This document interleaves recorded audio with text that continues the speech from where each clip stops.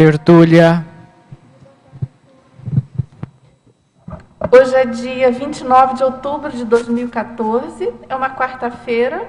Nosso verbete é de número 3190, ele tem 6 páginas, 50 elogios e 14 máximos.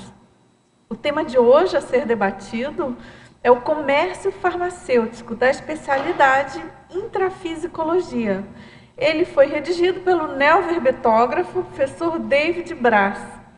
O David, ele é brasileiro, natural de Tupã-Siretã, no Rio Grande do Sul, e ele é estudante de Direito, voluntário da Conscienciologia desde 2013 e docente da Conscienciologia desde 2014. Agora, o comércio farmacêutico é a atividade desenvolvida por pessoas jurídicas de direito privado, de finalidade lucrativa, seja farmácia de manipulação, drogaria, distribuidora ou laboratório, a qual consiste em vender drogas lícitas de interesse para a saúde humana ou animal. Na pensenologia, o holopensene pessoal da farmacologia, o holopensene cosmoético dos profissionais comprometidos com a saúde da população. E na fatologia, a classificação do Brasil como o 7º maior mercado mundial do setor farmacêutico, as metas de lucro, os preços tabelados dos medicamentos de referência pelo governo brasileiro, a confusão da população quanto à classificação dos medicamentos em éticos, genéricos e similares. O aumento do número de farmácias de manipulação e drogarias no mundo. A procura de suplementos de proteínas pelos atletas e congéus bigorexicas. A alta venda de antidepressivos e ansiolíticos. Os testes de medicamentos, vacinas e cosméticos feitos por laboratórios em cobaias humanas e pré-humanas. A futura medicina regenerativa, provável curadora das doenças por meio das células-tronco. As descobertas de novos medicamentos, evitando milhares de mortes ou prolongando a vida das pessoas. E na parafatologia, as assimilações simpáticas, ASSINs, de energias conscienciais entre cada atendimento ao público comprador. A inspiração positiva de amparadores extrafísicos para a pesquisa de medicamentos solução para doenças crônicas.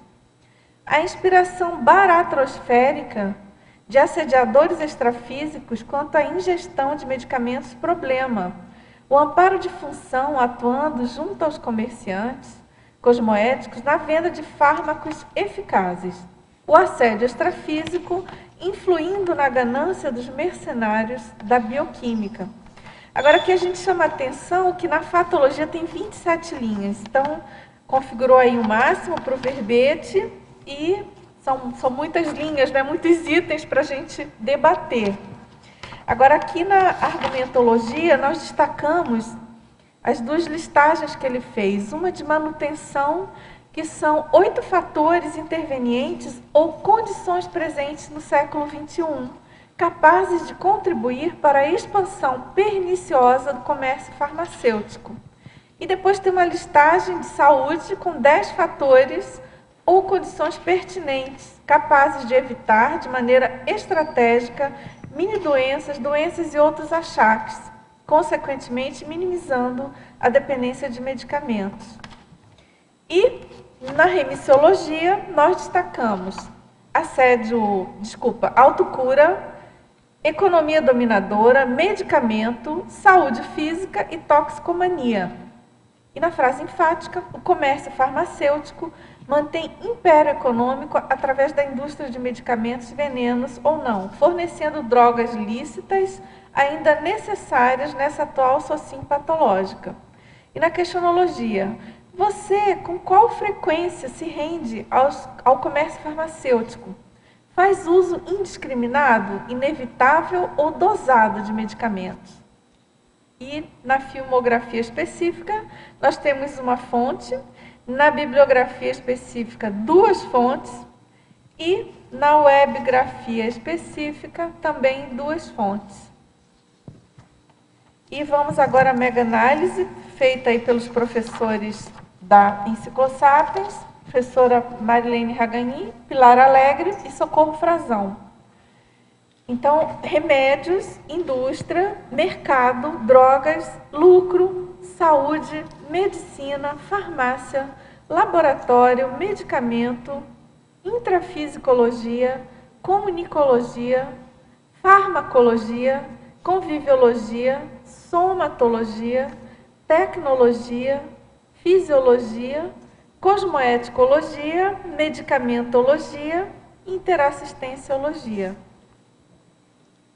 Agora, professor David, a gente já tem aqui algumas perguntas e eu queria que você contasse para a gente, né, comentasse aí o porquê da sua motivação para escrever sobre esse tema. Pelo que a gente sabe, você tem uma experiência, não é isso? Em Sim. farmácias, em comércio. Conta aí pra gente sobre essa motivação, porque esse tema, como todo mundo sabe, é ultra mega polêmico, né? Complexo. Tem muita ambiguidade, tem muita incoerência, né? Por um lado é ultra necessário, positivo, e tem esse outro lado quase baratrosférico, não é isso? Então vamos lá. Então, primeiramente, boa tarde a todos, boa tarde tertulianos presentes, teletertulianos, e também os paratertulianos, né, que estão aí presentes. Então, assim, o que me motivou a escrever sobre isso foi a partir de uma análise pessoal. Enquanto eu atuei como atendente de farmácia, lá num dado momento eu comecei a sentir uma crise de cosmoética, como eu chamo, porque eu era forçado a vender determinados produtos que eu me sentia mal fazendo aquilo ali, né? E aí, entre os voluntários, né, eu sou voluntário lá do IPC de Porto Alegre, atuante em Santa Maria, é um núcleo de extensão que a gente tem. E aí muitos me diziam, tá, mas essa tua vivência dá um verbete. E eu comigo, né, eu vou escrever um verbete, que jeito, que ele é muito complicado. Jamais vou escrever um verbete. Então está aqui a prova viva, né? Então, geralmente quem fala isso escreve vários. Escreve vários, e agora eu estou com vontade de escrever mais alguns. Então, assim, eu me inscrevi no programa da verbetografia à distância. Até fica uma dica para quem quiser, está pensando em escrever um verbete, faça que vale a pena. Se essa é uma intenção, vale a pena investir, né? E que realmente não é um bicho de 7 cabeças. Qualquer pessoa que tenha vontade, né? Pegando o gancho do título do seu livro, né? Que queira fazer, realmente chega lá e consegue, sem estresse, sabe? Talvez dê um estresse assim no começo, né? Porque a pessoa vai pegar o jeito, mas depois... Isso dá muito... mastiga bastante, né? Instiga, exatamente. Então, com relação ao comércio farmacêutico, além dessa crise de cosmoética que eu tive, que eu percebia que alguma coisa estava errada, por um outro lado, foi o que me possibilitou fazer uma mudança de cidade, né? Que nem eu morava numa cidade pequena, do interior do Rio Grande do Sul, e aí eu fui para Santa Maria e isso me possibilitou a dar execução à minha ProEx, a minha programação existencial, aquilo que eu realmente queria fazer, porque eu sentia que ali não era o meu lugar, que eu precisava estar fazendo alguma outra coisa, que eu precisava agir, né? Um senso de urgência. Isso ficava muito claro para mim desde a adolescência, lá pelos 14, 15 anos, que alguma coisa precisava ser feita, né? E eu não sabia o que era. E aí, só resumindo assim a história, eu conheci a Conscienciologia em 2008, em Santa Maria, fui fazer um curso integrado de Projeciologia, e até a Maria Tereza foi uma das professoras aqui presente, né? Que bacana, né? Muito bom. Então, eu realmente encontrei... Você era bem jovem, você ainda é muito jovem, né? Pois em 2008... eu tinha uns 17 anos, mais ou menos. Puxa, mas quando eu conheci o IPC e os neologismos e as palavras que estavam se apresentando como novas, para mim não eram novidade. Eu tinha a sensação de já ter ouvido falar, por exemplo, em Consim, Consciex, e outros neologismos mais básicos assim, em algum outro lugar, só que eu não sabia de onde, né? Como é que eu teria, de onde eu traria um acesso a essa informação, de onde é que eu sabia isso? E aí eu comecei a pesquisar. Então, voltando à questão do verbete, até foi uma dificuldade inicial para mim fazer ele como um tema central neutro, porque, na realidade, o comércio farmacêutico ele é neutro. Ele é né? neutro, Porque com certeza. eu estava fazendo as pesquisas e só me aparecia o lado negativo. Mais nosográfico. Nosográfico. Você tinha um viés mais nosográfico. Nosográfico. E aí eu tive que fazer um esforço para realmente começar a ver por outro ângulo, porque realmente, imagina nós sem medicamentos, como é que a gente ia estar aqui, né? Se não existisse, por exemplo, as vacinas que são dadas na criança lá nos primeiros meses de vida, como é que ia prolongar, né? Então, realmente, eles têm uma importância fundamental, mas, por outro lado, consciências anticosmoéticas estão usando isso de uma forma que está sendo muito prejudicial, né? Então, basicamente era isso, para dar uma introdução. Tá ótimo, muito bom. Você quer perguntar? Boa tarde. Parabéns pelo verbete, né? Um Obrigado. tema bem controvertido. A minha primeira dúvida aqui, na fatologia, no final da terceira linha, a confusão da população quanto à classificação dos medicamentos. Então, por que eu tenho essa dúvida? Porque alguns médicos, eles ainda são contra genéricos, né? As farmácias garantem que é a mesma coisa. Como é que é isso? Essa sua pergunta é muito boa, eu diria excelente, é uma pergunta assim, pontual. Na questão dessa confusão que é feita entre medicamento genérico, similar e o de referência, que também é chamado de ético, né, ou de marca, né, o que acontece? Um determinado laboratório, por exemplo, o laboratório X, ele descobre ou ele pesquisa, né, uma determinada fórmula que produz um resultado. E aí ele faz uma patente sobre aquela fórmula, né? E aí ele lança no mercado e vai dar um nome comercial em cima, né? Fica aquela marca registrada. E aí depois de um certo tempo, quando expira o prazo dessa patente, né? Quer dizer, um domínio sobre aquela fórmula, porque seria uma maneira de ressarcir, digamos assim, os gastos com pesquisas, né, e tudo mais. Aí outros laboratórios começam a fabricar, né, aquele mesmo princípio ativo.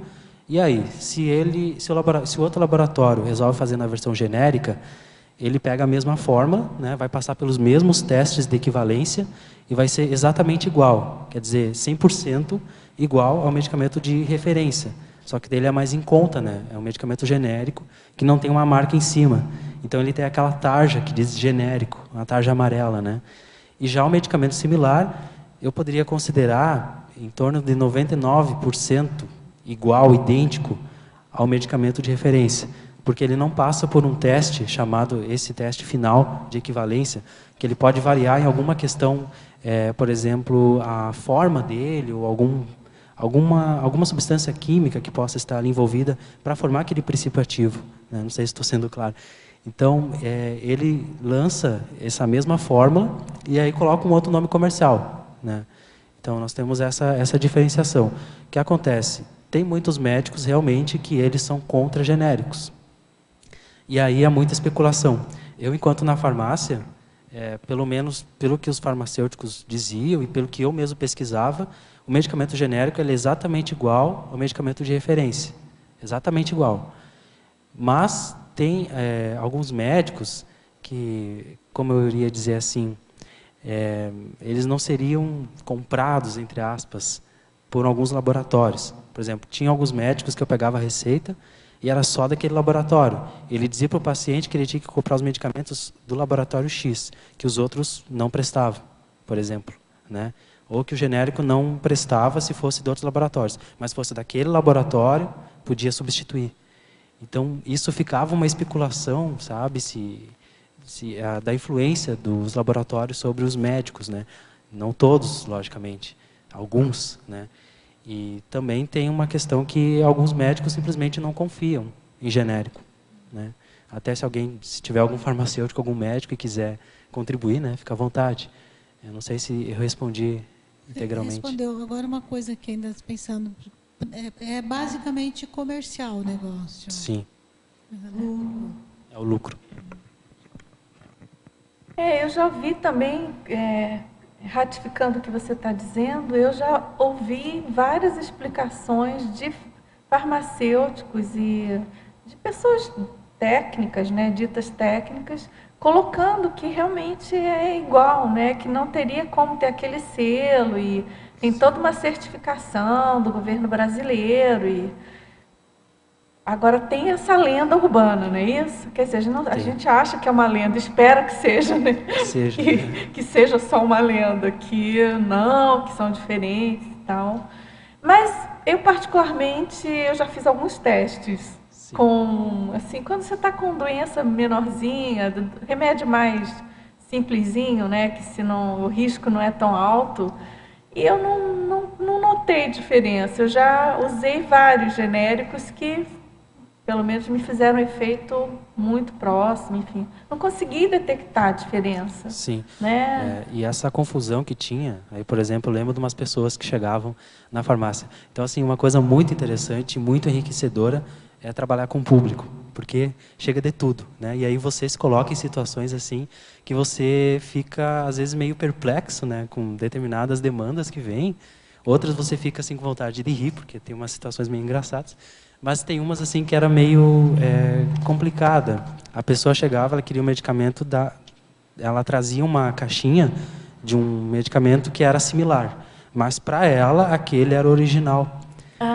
E aí, como eu tinha que, pela questão da própria venda, né, das técnicas de venda, eu tinha que oferecer genérico. Eu tinha que ficar, pode ser genérico e tal. A pessoa, não, quero esse. Só que o que ela estava trazendo ali, que ela queria, era um similar. Que, digamos, não fosse exatamente igual ao de referência, que ela nem conhecia, provavelmente. Né? Então, ela estava levando um similar, achando que é um genérico, e eu ficava numa questão de cosmoética. Tá, e agora? Será que eu digo que é um similar? Porque se eu disser que é um similar, talvez ela não queira levar. E se eu, né? Complexa a situação. Aí eu começava a ficar assim, bem bom, mas difícil. se ela acha que é original, se para ela faz efeito, se para ela funciona, então vamos vender o que ela quer. Né? Né? Certamente então, um dilema, né? É um dilema que aí eu ficava sempre me questionando, né? Qual é a melhor saída? Isso aí. Você quer comentar? Meu Deus. Continuando nessa linhagem, eu queria que você detalhasse um pouco mais profundamente se tem alguma coisa a ver, porque a gente ouve muito dizer o seguinte, que todo genérico é um placebo. Então, até onde realmente o genérico é recomendável ou até onde não? Sim. Por favor. Ok. Obrigada. Então, essa questão do placebo também, até eu coloquei alguma coisa aqui no verbete, também tem esse efeito da pessoa, por exemplo, chegava, sei lá, um familiar, comprar um medicamento, um ético de referência, né? E que a pessoa não tomava outro senão aquele. As pessoas mais de idade, assim, também, que tem se acostumam, né, só com aquele ali. E aí o familiar chegava e dizia assim, mas me dá um genérico, porque daí eu troco na caixinha e coloco na caixinha vazia, né? E coloco o genérico que ele vai tomar e nem vai perceber. E funciona igual. Interessante. Então, assim, o que nos traz informação é que o medicamento genérico, ele produz os mesmos efeitos, porque é exatamente a mesma fórmula, o mesmo princípio ativo de referência, né? Até gostaria de registrar a presença do farmacêutico Leonardo Rodrigues, né? Que chegou aqui. Muito bom. Se ele quiser contribuir, também ele esteve... Com certeza, Leonardo. Opa. Essa questão do genérico... o debate aqui é genérico. Não é um placebo. O placebo é um medicamento. Na verdade, não é um medicamento. Ele é só um amido prensado. Basicamente bem diferente. É isso. Então, ele não tem nenhum princípio ativo. O genérico, ele é, teoricamente, o mesmo princípio ativo. Então, ele tem que seguir regra para produção. Exatamente. Segundo o Ministério da Saúde, tem todo um procedimento para eles serem aprovados. Então, eles têm que passar por um procedimento inteiro para ser aprovado como genérico. Então, teoricamente, ele teria o mesmo princípio ativo, teria o mesmo efeito. A gente comentou aqui que tem esse mito, né? Foi a pergunta dela, que tem até médicos que não recomendam genéricos. Qual é a veracidade disso? Isso que está no ar, assim, afinal de contas, procede ou não procede essa desconfiança? Não. Né? Essa é a questão, né? David, o que você pensa sobre isso? Ele já comentou ainda há pouco também. O que eu vejo disso é o seguinte, realmente existem laboratórios ou indústrias que são de fundo de quintal. Então, elas não passam nenhuma segurança nesse processo. Então, a gente sabe que existe muita questão assim, anticosmoética nas aprovações. Isso pode acontecer. Então, eu não posso botar minha mão ali. Então, tem laboratórios que são assim, desconfiáveis. Então, quando você vai escolher um genérico, é bom escolher laboratórios que são já reconhecidos no mercado. Esse é um cuidado que acho que é importante. Muito bom. Vamos lá, então? Vamos em frente? Agora, em estrangeirismologia, na página 47, ele pergunta ali na primeira linha, como funciona hoje o electronic e-commerce de medicamentos? Há livre trânsito de medicamentos? Necessitam de prescrição médica? Tá. Nessa questão aqui do comércio eletrônico, né, os medicamentos que são comprados pela internet, os medicamentos que precisam de um receituário, precisam ficar a receita, né, retida, são chamados controlados, esses não são vendidos, pelo menos são proibidos, né? Agora não sei se alguém dá um jeitinho, né? Mas, por exemplo, alguns sites assim de farmácias, que tem umas farmácias que vendem para o país inteiro, não podem vender esses medicamentos que são controlados. Somente alguns medicamentos que não têm, eles não são obrigatórios uma prescrição médica, assim. Claro que o ideal realmente é que a pessoa consulte o médico, né? Ela não vai tomar qualquer coisa assim por conta, né? Porque o medicamento, todo medicamento, ele traz algum efeito colateral, muitas vezes. Claro. E aí, se você já toma um outro medicamento, e aí, será que é compatível? Né? Vou me arriscar? Então, essa questão do comércio eletrônico, só reforçando, não dá para comprar medicamento controlado. Quer perguntar? Para cima. Tudo bem? Bom, eu queria colocar uma questão. Como é que está o som aí? Está bom? Tá bom. E a minha questão é a seguinte. Você certamente no seu estudo que fez, verificou uma questão interessante que é o conflito de interesses entre a parte comercial, vamos lá dizer, e aquela parte mais cosmoética da ação, né? Será pacífico para todos conceber que um medicamento, um fármaco seja usado, se de facto fizer efeito, se fizer um efeito benéfico, se não fizer as pessoas depender dele, né? E eu dividia aqui, ilustrava a minha questão com duas situações específicas. Os fármacos que são usados para combater doenças oncológicas, né, o câncer, e os fármacos também chamados de psicofármacos, que são usados para combater, supostamente, doenças ou desequilíbrios psicológicos, como os mais comuns, a ansiedade e a depressão. E nesse campo, no campo, por exemplo, da intervenção oncológica, você estudou, tem aqui uns itens, né, que você fala na profilaxiologia, não é? Entre os quais se inclui a alimentação equilibrada. Você, por acaso, estudou, ou na sua pesquisa, de alguma forma, conseguiu rever alguma das intervenções que se fazem a esse nível, como, por exemplo, a terapia de Gerson, que também é controversa? Você abordou isso? Como é que é o nome da terapia? Terapia de Gerson, portanto. Não, essa eu não cheguei a baseada na alimentação, uma alimentação cuidada, e aí vai combater justamente a acidez do sangue, o pH e por aí, e vai prevenir que existam condições de despertar as neoplasias, portanto, as células cancerígenas. E a outra questão, e só para completar, é em relação, então, à intervenção, ao uso de psicofármacos para combater a ansiedade e a depressão. Você esteve trabalhando nessa área e certamente terá uma opinião ou não do abuso que é estabelecido dentro desse contexto. É interessante, vocês estão trazendo assim os pontos que eu acho mais controversos e mais polêmicos, assim, porque são mais notáveis, eu acho, dentro do comércio farmacêutico. Realmente, fármacos antidepressivos para ansiedade é um número assim absurdo, sabe? Pessoas, eu notava assim enquanto estava trabalhando, que a dependência das pessoas é muito grande sobre esse tipo de medicamento. Então, tinha até alguns assim alguns estudantes, né, que queriam Ritalina, que é aquela, né, para trazer atenção e tudo mais. E aí teve um tempo lá que deu uma falta nesse medicamento, que estava faltando algum elemento lá para a fabricação, alguma coisa assim. Isso aí ficou, acho que alguns 3 meses, mais ou menos, que não vinha esse medicamento.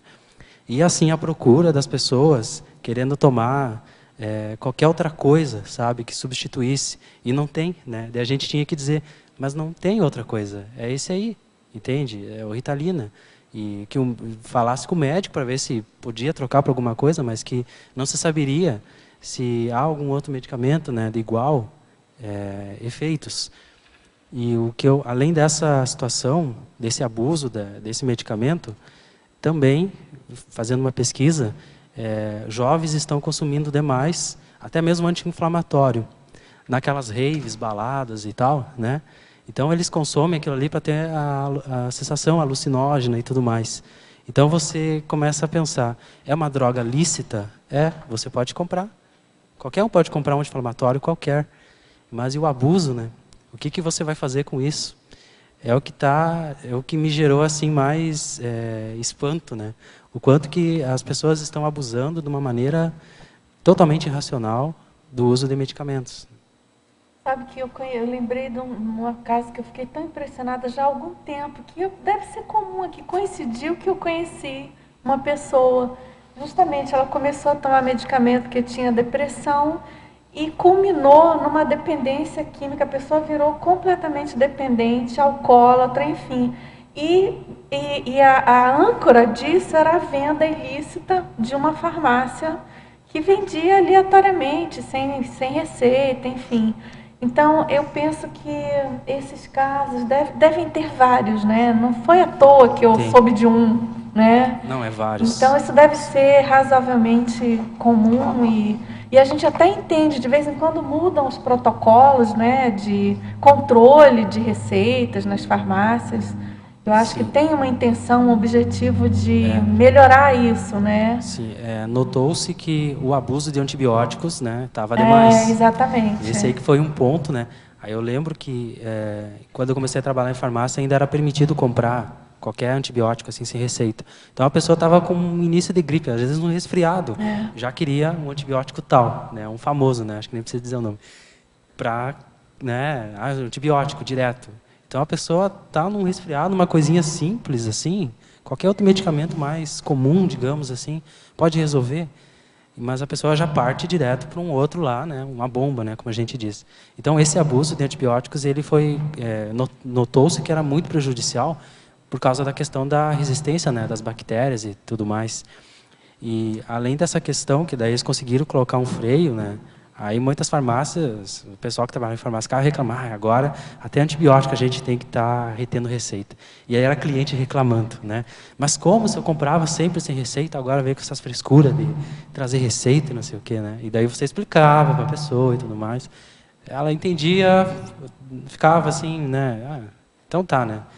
Então tentava se dar um jeito, né, de conseguir algum médico, alguma coisa para conseguir receita para comprar aquilo ali, né? E infelizmente tem profissionais. Isso é em todas as áreas, isso não é só medicina, não só, né, qualquer outra área. Sempre tem um profissional que não é cosmoético, né? Então, se você chegar lá e pedir, me dá uma receita de tal coisa, ele vai lhe dar, né? Ou se chegar numa farmácia que tu conhece alguém que trabalha lá, essa pessoa pode ter conseguir um remédio sem receita e aí depois você traz a receita. Né? Não, esse assunto ele é muito complexo, né? Porque ele envolve o problema do sistema de saúde do Brasil, a pobreza, a falta de educação, a falta de conhecimento, né? A dificuldade de acesso da população aos médicos, a medicina em si, enfim, é muito vasto. Nossa, esse tema ele pega muitos problemas, né? Bem complexo mesmo. Você quer comentar mais? Aqui uma questão que tem a ver com a utilização ainda dos psicofármacos, tanto o uso dos fármacos para combater a ansiedade e a depressão, sendo as mais clássicas, né? Qual é a sua sensibilidade do percentual de pessoas que usam esses fármacos e que, ao mesmo tempo, estão fazendo algo por elas no sentido do autoenfrentamento, no sentido da psicoterapia ou mesmo da consciencioterapia, que nos traz aqui também? Sim, entrou numa questão muito importante, porque me parece que as pessoas preferem tomar um remedinho, uma coisinha assim, do que fazer uma reciclagem pessoal. Né? Parece que é mais fácil você tomar um remédio que vai te dar um efeito ali, né? Então, por exemplo, para depressão, alguma outra ansiedade, coisas assim, o consumo é altíssimo. E até mesmo dentro de uma farmácia que eu comecei a trabalhar, os funcionários começaram a usar antidepressivos. Começaram a tomar, e eu ficava dizendo assim, mas por que tu precisa tomar isso aí? Toma vergonha na cara, eu dizia. Né? Claro, entre colegas, né? Aí só dava risada, não, mas eu preciso. Então tá, né? Aí tá, começou com um. Estava falando de um colega só, assim. Começou com um. Aí depois de um tempo eu voltei lá na cidade, né? Encontrei ele trabalhando lá, tá na mesma farmácia. E aí eu já vi que ele já tem mais uns 3, sabe? É algo assim que eu acho que é uns 2 anos mais novo que eu. Nossa. E tomando aquilo ali, que não precisa. E aí você começa a considerar outro fator. Não só para quem trabalha em farmácia, mas também em algumas outras áreas, que o horário de atendimento, de funcionamento é bem estendido. Né? Então, final de semana e toda aquela coisa, você está sempre ali. Né? Então, eu percebi assim, que o pessoal ficava entrando num sistema de workaholic, né? De viver para trabalhar. Tinha uma colega que fazia 12 horas direto, e aí nós entramos no direito, né? Direito trabalhista e tudo mais, totalmente desrespeitado essa parte. E a pessoa fica ali, imagina a pessoa ficar de segunda a sábado, 12 horas dentro de uma farmácia fazendo atendimento. Aí trabalhando domingo também, né? Quando tinha as escalas lá, fazia 10 horas do domingo. E aí sem folga na semana, que por lei, né, tem que ter um dia de folga e tudo mais. O que isso vai gerar na pessoa? A pessoa vai ficar, né, fora da casinha, né, como a gente diz. Porque a pessoa não pode viver só para isso, só para trabalhar, seja em que área que for. Então você começa a perceber assim uma série de fatores, tanto a nossa sociedade de hoje, que está complexa, né, não vamos fazer uma desculpa, né, para a gente se entupir de medicamento. Porque é estresse, é o trânsito, é isso, é aquilo. Tudo bem? É tudo isso. Mas por que eu não assumo a responsabilidade pela minha própria vida, pela minha própria evolução, pelo meu próprio soma, que seria o básico, né? Por que eu vou ficar dependente? Pode ser que eu tome num determinado período, porque eu sinto a necessidade, eu preciso tomar esse medicamento. Mas aí, será que já não está na hora de fazer alguma outra, né, uma outra intervenção? Existem terapias alternativas também que ajudam, que possam fazer a pessoa se livrar, né, cada vez mais. Comece a fazer o processo da autorreflexão, se investigar, se pesquisar. O que falta é muito autopesquisa. Qual é a causa? Né? As pessoas estão preocupadas justamente em tratar os efeitos, basicamente. Né? Então, toma para tratar um efeito e vai gerar um outro efeito colateral, mas e a causa? Né? Na raiz do problema. Esse que é o desafio, né? E sem esquecer daquela noção básica, né, de que se a pessoa, dependendo da situação, né, se a pessoa estiver numa crise muito forte, Sim. O remédio é fundamental, né, até para ela se recompor e poder, a partir de um equilíbrio mínimo, e entrar mais profundamente numa autopesquisa, né, mais realmente, vamos dizer assim, no rumo de uma autocura, né? Que tem casos e casos, né? Tem Exatamente, pessoas que realmente precisam, claro, né? Pessoas que precisam tomar medicamento sempre. O problema, como sempre, são os limites, né? Até onde que vale a pena, e a questão da ruptura, né? Com o tratamento fármaco, enfim, eu acho bem complexo. Quando você entra nessa linha, então, da psiquiatria, exatamente. É bem, nossa, puxa, bem complexo esse negócio. Eu não queria estar na pele dos médicos. Deve ser muito difícil esse limite. Tudo bem? Sim, só queria finalizar, porque o Deide falou aí numa questão em que as pessoas, por sua própria iniciativa, também recorrem aos fármacos. Mas eu queria estender a reflexão também à prática corrente médica, no caso, de receitar o medicamento, e as pessoas nessa circunstância, os profissionais de saúde, têm a possibilidade de esclarecer um ponto além do fármaco, não é? E dizer, tudo bem, você está numa fase de transição, difícil para você, é pacífico você aceitar que se você está com um distúrbio hormonal, fisiológico, físico, se não se sente bem, se sente deprimido, tem aqui esta ajudinha agora. Mas espera lá, não fique por aí, faça alguma coisa por você, se autoenfrente. Qualquer terapia que seja de forma autonômica, vá dando recursos ao indivíduo para se autonomizar, se conhecer melhor e não depender dos fármacos é útil. Portanto, pode ser qualquer coisa, não é só psicoterapia ou consciencioterapia. Você falou em terapia alternativa, qualquer coisa que ajude o indivíduo a se autonomizar é ótima. Mas você tem a percepção que qual é o percentual de pessoas que chegam, nomeadamente nas farmácias, já pedindo, dizendo, meu médico disse que para me tratar é isso, é aquilo. Mas também disse, você poderia fazer uma terapia nesse sentido mais psicológico do termo? Sim. Essa questão também é bem comum das pessoas chegarem, né? Quero tomar esse porque foi o médico que receitou, né, e tal, e não, por exemplo, substituir por genérico, alguma coisa assim. Eu te diria assim, de percentual, seria o percentual de pessoas dependentes de medicamentos psicofármacos. É isso? Sua pergunta? É exatamente isso? Né? Também é interessante. Eu me referia ao percentual de pessoas que chegam na farmácia com a indicação apenas exclusivamente do uso de fármacos e aquelas que chegam com as duas indicações. Você deve tomar o fármaco, mas depois deve fazer uma psicoterapia, uma consciencioterapia, uma blá blá blá terapia, qualquer coisa que autonomize o indivíduo. Entendi então. Seria então o profissional dar o medicamento e... Olha, não me lembro de nenhuma. Pelo menos não passou por mim um atendimento assim, do médico, né? Geralmente tu vai tomar esse medicamento e, né, depois apareça de novo para ver se está fazendo efeito, se vai ter que trocar ou se vai ter que dar mais um, né? Mas nunca, não me lembro realmente de uma situação assim. Altamente sensível para mim, né? Altamente significativo, né? Seria cultural, né? Digamos que é uma medida que está standardizada, não é, na saúde, né? E, portanto, é altamente significativa, né? Você disse zero, né? Não me lembro de nenhuma. E aí eu tinha gritante, outra, né? Aí eu tinha uma outra situação que tinha um médico tal lá que ele receitava um monte de medicamento. A pessoa estava com um determinado problema, né? E ele receitava assim vários. Aí o paciente chegava na farmácia, não tinha muitas condições financeiras, que é a maioria da população, os medicamentos assim caríssimos e os de marca, né? E tem uns que ele botava assim, não trocar por genérico, né? Que a pessoa teria que levar aquele e tal. Aí quando tu dava o preço, daí a pessoa assustava, né? Mas como? E aí, daí ela pensava assim, será que leva genérico ou não? E ela começava, né? Tá, mas será que precisa tudo isso? E aí eu ficava assim, como é que eu vou dizer que não precisa? Eu não sou médico? Que autoridade eu tenho para... Eu não tenho autoridade nenhuma, eu não sou ninguém perante o médico, né? Para dizer que não precisa, se ele receitou. Mas daí tu vê que a própria pessoa, algumas, né, tinham esse questionamento, mas eu preciso tudo isso, será? E aí o que tu dizia? Olha, se o médico aceitou, de repente tu fala com ele e tal, né? Tu acabava tirando o corpo fora, né?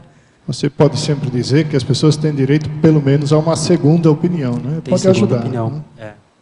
Exatamente. Se a pessoa acha que, né, não era bem aquilo ali, não gostou muito do atendimento do médico, procura outro. Sobretudo numa altura que as pessoas se sentem desconfortáveis com o que estão fazendo, não acham que tem sentido, não acham que tem lógica. As pessoas devem dignificar essa sensibilidade, essa percepção, né? Sim.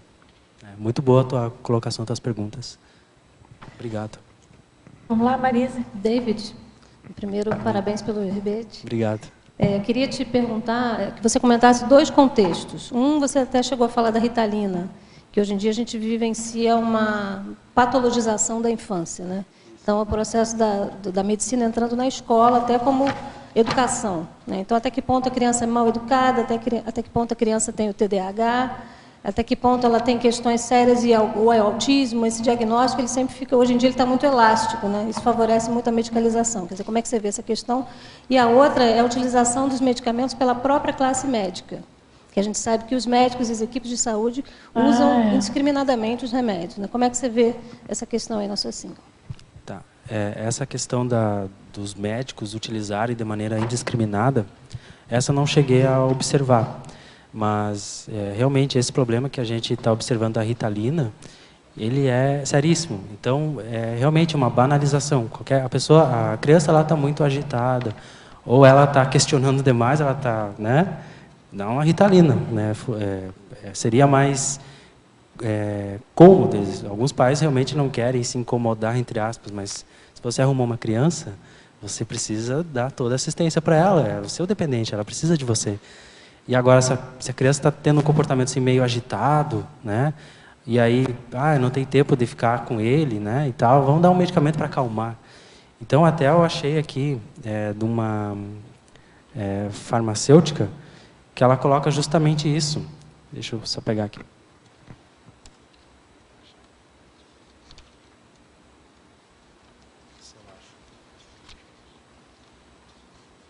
Tem umas frases bem interessantes que eu marquei, que eu achei assim, importante comentar. Só achar aqui.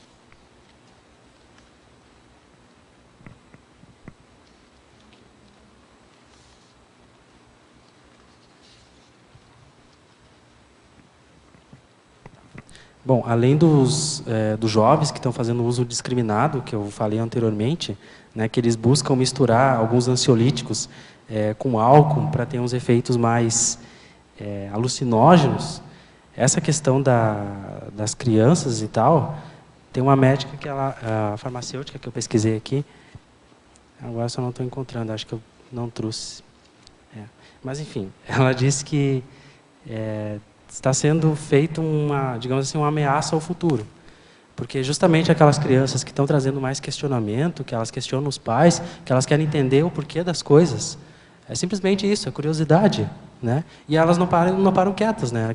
Elas querem resposta, hiperatividade e tudo mais, e aí já há esse abuso, né? Então, tanto psiquiatras também, que têm uma responsabilidade sobre isso, de automaticamente já indicar Ritalina, por exemplo. Já é o início de uma lobotomia química. Já né? começa na infância.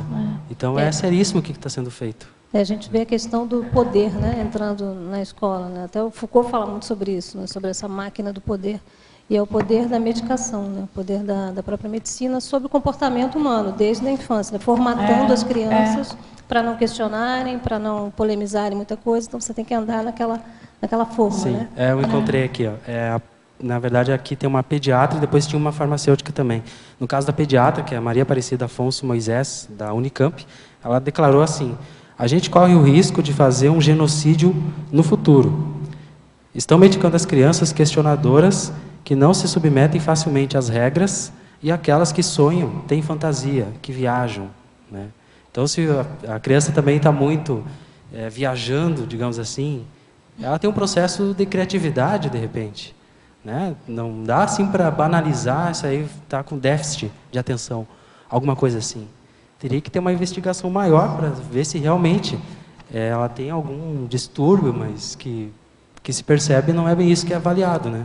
Já é atacado de medicamento, né? Então, ela também diz que tem um problema mais cultural do que médico. Cria dependência química também.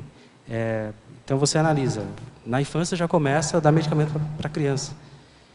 O que ela vai fazer durante a vida? Vai continuar tomando medicamento? E aí, onde é que termina tudo isso? Né? E a gente pode expandir até para o próprio parapsiquismo na infância, né? Como mesma que isso coisa, é travado aí desde pequeno. Né? Isso, estamos falando em lobotomia lenta, não é? Então, podemos também estar designando um crime institucionalizado, né? Que é validado pela sociedade, não é? Pelo poder, neste caso, médico e farmacêutico. Mesmo. Agora, tem uma pergunta que tem muito a ver com esse tema que a gente está debatendo agora. Ele pergunta: eu gostaria de saber se o comércio farmacêutico é mais perverso na área de remédios psiquiátricos. Esse teletertuliano, ele é um futuro neurologista, segundo ele coloca aqui. Que jovem. O que você pensa? Pelo que a gente já discutiu aqui, eu diria assim que, do modo geral, em qualquer área, medicamento demais é perverso. Mas, especialmente, você para pensar na parte psiquiátrica, quer dizer, é nas manifestações da consciência, quer dizer, nos seus atributos mentais, no seu cérebro, né? Aí a gente ampliando mais, mental soma, como é que fica e tal. Então, por exemplo, essa questão do parapsiquismo na infância, né? Até tem um livro, né, com esse título, né, que aborda o parapsiquismo. Isto, que realmente eu conheço casos assim também, na própria família já tive, de primos assim que tiveram uma manifestação parapsíquica ou mediúnica, né? E aí, não, fulano tá louco, né? Esses teus amigos imaginários e coisa e tal, não, vamos levar no médico. Ou leva no médico, no psiquiatra lá, né, que vai diagnosticar que está com problema para encher de remédios. Ou também, que é muito feito, de levar em um centro espírita, alguma coisa assim, para trancar, né? Trancar o parapsiquismo. Agora, do mesmo teletertuliano, ele pergunta na Fatologia, página 47, última linha. Aqui que ele coloca a condição dele de futuro neurologista. Ele gostaria que você abordasse a alta procura de medicamentos para cefaleia e relaxantes musculares. E aí ele comenta, por acaso isso teria algo a ver com bloqueios holochacrais? Sim, esse tipo de medicamento assim, é o que mais se vende. Esse é o mais comum, esse aí dificilmente sai algum vencido da prateleira, porque a procura é muito alta. Então as pessoas estão tomando sempre, é o campeão de vendas, medicamento para dor de cabeça e para dor, assim. Relaxadores em geral, né? Então se a gente parar para analisar a questão parapsíquica, muitas dorzinhas de cabeça pode ser uma assimilação simpática, assimilação de energia, né? Então você percebe a condição da intrafisicalidade tão forte em algumas pessoas, ou muitas pessoas, que ela já parte para o medicamento sem questionar. Não conhece a questão bioenergética, né, de você trabalhar a energia. Tem mais alguma pergunta dele, né? Qual que é a outra? Não, ele pergunta se... não é isso chakras? Mesmo, é cefaleia e relaxantes musculares também. Que como ele é da neurologia, né? Sim. Também relaxante, a pessoa sente uma dorzinha, já vai para o relaxante muscular, também, né? Tem que ver se realmente Será que essa dor é sua ou é de alguém que você assimilou? Né? Qual é a causa, né? Ô, David, falando aí de dor de cabeça, que é uma coisa muito simples, né? Há controvérsia dessa simplicidade. Mas é a coisa que mais se toma remédio, de repente. É mais comum, né? Vamos dizer assim. Você já pesquisou a alimentação natural, o remédio natural? A farmácia da vovó, a horta, a alimentação. Você entendeu? Porque, por exemplo, um processo muito sério de colesterol, não baixava com remédio, com nada, e fazia mais de ano que eu tomava remédio de colesterol, e remédio bom, remédio caro. E aí, com 3 meses de uma reprogramação alimentar, baixou meu colesterol. Entendeu? Dá trabalho, tudo, mas funciona. Né? Então, eu queria saber se você tem alguma pesquisa dentro disso. Eu não me detive muito na questão dos fitoterápicos, né? E realmente, os fitoterápicos também são vendidos em algumas farmácias, só que o que acontece? Eles ficam meio no cantinho, assim, não ficam muito à mostra, de uma maneira meio proposital. Por quê? Enquanto eu estava como atendente de farmácia, eu ganhava comissão se vendesse medicamento genérico ou similar. Os éticos, ou de referência, né, os de marca, eu não tinha porcentagem, né, não ganhava porcentagem. E muito menos nos fitoterápicos, né. Então, eles ficavam lá no canto. Eu tirava horrores de fitoterápicos vencidos, e aquilo ali era uma pena, né. Então, por exemplo, tem alguns fitoterápicos, agora não me lembro de nenhum, no momento, que seja indicado, por exemplo, para dor de cabeça. Mas tem. Aí, por exemplo, tinha um que eu costumava indicar, que eu me lembrava, que era para sinusite, né, que é aquele incômodo, além do medicamento. Aí teve um que era, até acho que posso dizer o nome tranquilo, né, que é chamado Buchinha do Norte. Sim. Não sei se alguém já ouviu falar. Infusão, que faz a infusão, aquilo é forte. E claro, e não exagerando também, não é porque é um fitoterápico que você pode tomar o dia inteiro ou fazer um uso assim exagerado, mas é uma coisa assim, que tem uma dosagem, que não tem um abuso também. Então, o fitoterápico, a gente pode considerar um mito que o fitoterápico não faça mal. É inofensivo, nada disso. Que seja inofensivo, não tem efeitos colaterais. De jeito nenhum, É medicamento também. É bem sério também, né? Bem sério. Só gostaria de dar uma contribuição. Quando eu fiz a pesquisa para o verbete, não sei se está funcionando. Tá funcionando, Maria Tereza. Quando eu fiz a pesquisa para o verbete sobre o pé, né, que eu apresentei, que também está na Enciclopédia da Conscienciologia, lembrando também dos pontos reflexos que eu tinha crises violentas de enxaqueca, que eu dei como exemplo até na época do verbete, e que eu consegui localizar lá no pé o ponto, a região, aonde tinha um bloqueio. E quando eu não sabia, eu tomava remédios fortíssimos. Eu andava com Ormigrey na bolsa direto, porque me tapava a visão, era terrível, né? E aí eu fui descobrindo a causa. Por que eu tinha essas dores de cabeça, que às vezes é simples, às vezes não é. Eu deixava de dar aula um dia inteiro por um problema de enxaqueca. E, de repente, com uma simples massagem no meu pé, localizando o ponto, eu conseguia controlar sem nenhuma gota de remédio. E fui entender que a causa daquele problema era uma causa emocional. Então, a importância da gente descobrir, a gente se conhecer e ver como a gente pode superar isso. Hoje em dia, se me ameaça uma crise de enxaqueca, eu controlo em 5 minutos, né, com EV, controle mental, e a dor não existe mais. E não, talvez, se eu não tivesse tido esse conhecimento, estaria intoxicada até hoje, tomando remédios fortíssimos. Então, é uma coisa assim, importante também para pensar. Certamente. Eu acho que as pessoas estão desperdiçando os alarmes naturais que tem no próprio corpo, né? A tendência é, se você tiver um alarme em casa, ele pode tocar alto, né, o alarme de incêndio, você tem que dignificar essa informação. Então, você sai de casa ou tenta apagar o incêndio, né? No mesmo caso, né, nós temos nossos próprios indicadores de que algo está mal conosco, do ponto de vista emocional, do ponto de vista somático, né? Então, quando queremos aniquilar justamente esse sinal, né, que nos está perturbando, em vez de recolher informação dele, por que eu me estou sentindo mal? Né? O que acabou fazendo? Né? Acabou descobrindo uma causa emocional e trabalhou-a. As pessoas tentam abafar justamente esse sinal, né? Então estão abafando uma informação natural que o próprio corpo dá. Isso é altamente errado, né? Agora, David, na fatologia, página 47, 7ª linha, há esperança de vermos diminuir a elevada carga tributária incidente sobre os medicamentos no Brasil? De quanto é, em média, essa carga tributária? Você tem noção sobre os medicamentos? Sim. Então, enquanto eu estava trabalhando numa farmácia, eu fiquei na parte mais do preço, né, que a gente diz, dessa parte de receber, ver qual é o preço, colocar a margem de lucro e tudo mais. Então, assim, por exemplo, os medicamentos éticos ou de referência, de marca, esses que aparecem na televisão, geralmente todos são de marca, né? Aquelas marcas ali que aparecem. Eles têm uma carga tributária, assim, para o Rio Grande do Sul, é que cada estado tem imposto em cima diferente.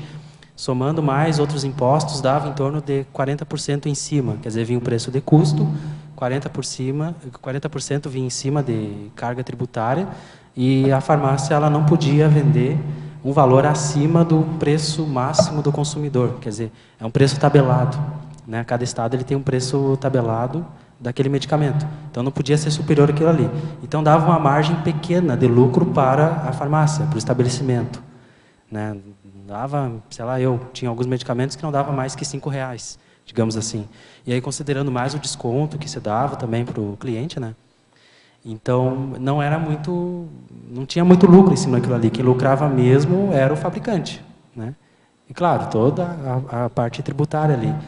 E, por exemplo, os medicamentos genéricos, eles também têm um preço máximo lá do consumidor, só que daí fica a critério da farmácia colocar aquele preço.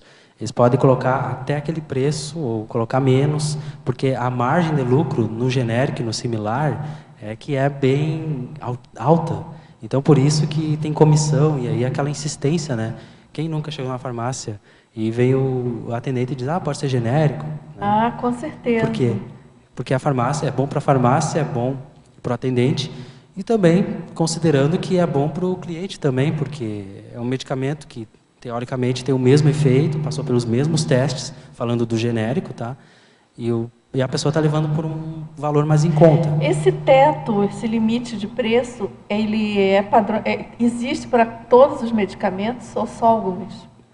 Mais controlados pelo governo? Tem alguns assim, que são considerados como liberados, mas que tem uma margem, só que daí a farmácia coloca em cima, né? Mas a maioria assim, desses, do genérico, eles têm um teto. Tem um assim. teto. Aí o que varia. Aí, por exemplo, na primeira farmácia que eu trabalhei, eles colocavam a margem de 100 e tantos %.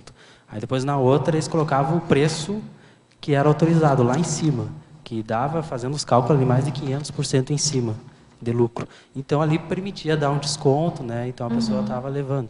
Aí, eu me apavorei uma vez, assim, que veio uns similares. A minha ex-colega, ela me chamou, porque ela ficou apavorada também, o preço veio a 10 centavos cada um. E o preço máximo do consumidor, quer dizer, o preço máximo que a farmácia podia vender, era R$20. Então, como é que fica essa questão? Então, tu dá um desconto, pode dar desconto à vontade, porque vai estar ganhando muito bem em cima. Falando desse medicamento, assim, que foi o único que eu vi até hoje a 10 centavos. Mas ela ficou, mas não pode, a nota tem que estar errada e tal, mas não. Né? Uma super promoção lá do laboratório e tal, e aí chegou a esse preço.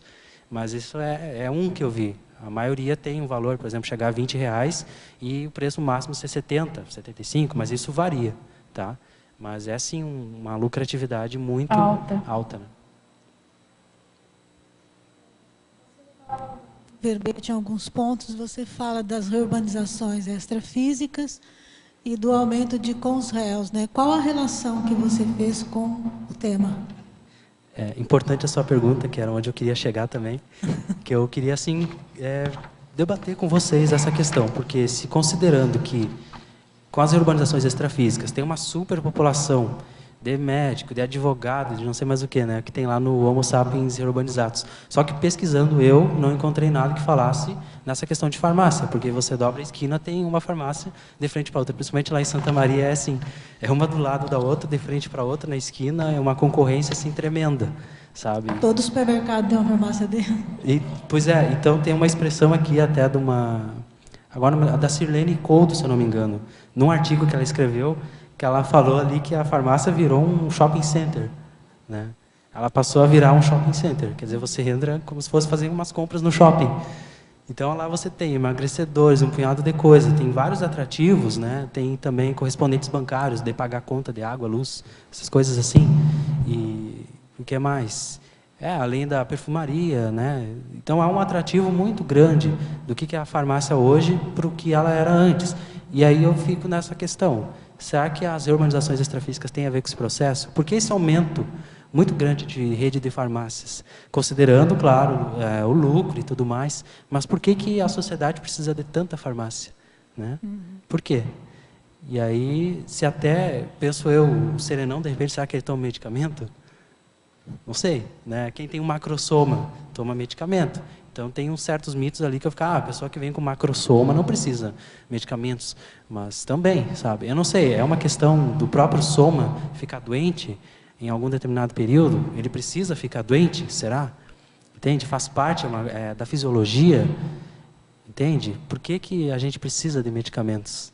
Até quando a gente vai precisar deles? E aí você pega um número grande de conréus, né, com várias patologias, né, na questão mais seria o mental soma, o psicossoma, né, que elas têm essa questão da parapatologia muito forte, e isso vai naturalmente incidir no soma, vai se manifestar no soma, no corpo físico. Então, será que é para atender essa demanda? Não sei o que alguém acha, alguém tem algum palpite? Eu acho que de cara tem essa questão da, vamos dizer assim, de uma demanda com certeza da patologia do planeta, né? Porque se você pensar na questão da ressoma de conréus, né, da superpopulação planetária com conréus, e que aí a gente tem a mais diversificada variedade de patologia, né, isso aí acho que já explica uma demanda, um acréscimo de demanda de um comércio farmacêutico, tá certo? Que esse é um planeta hospital, né? Exatamente. Então tem que ter, sim, tem que ter muito medicamento. O problema é o como, né? O como lidar com isso, né? Porque, assim, independente da qualidade do que tem sido feito, aí a gente tem essa outra questão que é da longevidade humana. Não é? Com tudo isso que você vem colocando, eu acho que de modo muito pertinente, a gente sabe que é justamente essa tecnologia e a indústria farmacêutica que permite que a gente viva mais, né, até esse exato momento. Agora, a gente espera que outras tecnologias, por exemplo, Estou vendo o Leonardo aí, né? Lembrei da acupuntura. Eu não sei quem presente aqui teve a oportunidade de assistir uma palestra que teve essa semana aqui no SAEC, muito interessante, que é a questão de uma medicina que eles estão chamando de medicina quântica. E a palestra foi muito densa, foi muito boa, porque ela foi uma médica que é pesquisadora, ela faz doutorado numa universidade, não me recordo o nome, no caso no Havaí, e justamente ela comentou, ela explicou a dinâmica desse novo tipo de tratamento que não tem nada a ver com bioquímica. A intervenção não é bioquímica, a intervenção é biofísica.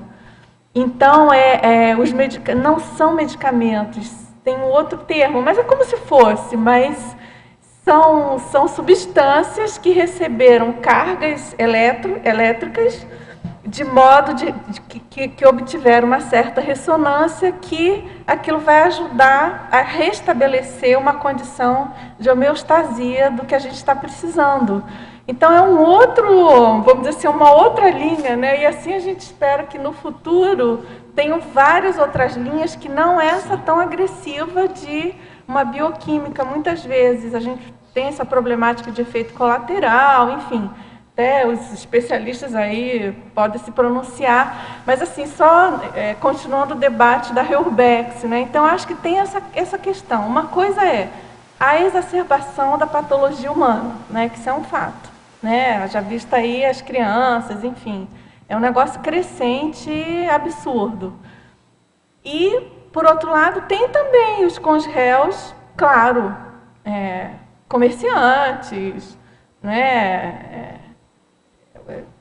Industriais, enfim, tem de tudo, né? Então a gente tem essa dinâmica aí a ser equilibrada, né? Alguém quer comentar? Você quer falar, Leonardo? Pergunta. Nessa questão exatamente a gente vê que as indústrias elas fazem uma propaganda muito forte na venda de medicamentos e estimulam o consumo. O Brasil é um dos países que mais consome medicamentos no mundo. Você botou ali no polinômio, na página 49, polinômio indústria, propaganda, comércio, consumidor. Como é que você vê essa questão da propaganda e esse estímulo ao consumo? Como é que você fez? Por que você colocou isso aí? Na prática, eu percebia que, por exemplo, quando eu morava lá na cidade pequena, aí anunciava-se na rádio lá um determinado medicamento, mas era dos naturais, assim, mas igual medicamento, né? Aí quando anunciava aquele medicamento era o top de linha. Aí chegavam na farmácia querendo, né? E aí às vezes quando não tinha, às vezes tu nem sabia do que era aquilo, porque tu nunca ouviu falar. Aí tu já tinha que dar jeito, né, de trazer.